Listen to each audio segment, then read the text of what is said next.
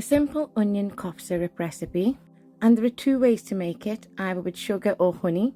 I prefer honey personally, but I do know some vegans who avoid honey, so you can use sugar as an alternative.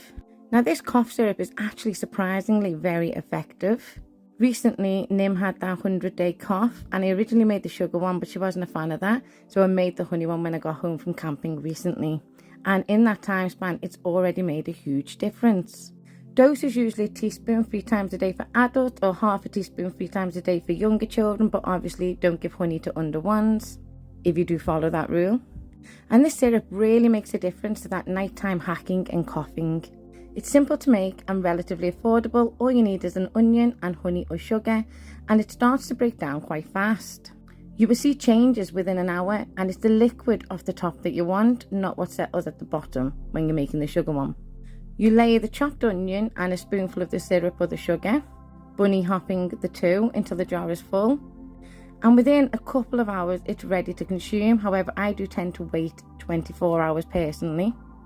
And the honey and sugar actually acts as a preservative as well, so it can last for quite some time.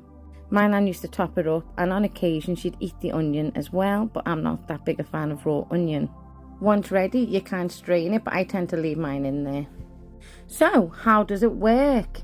Well, as we all know, honey itself is antibacterial, anti-inflammatory and an antioxidant.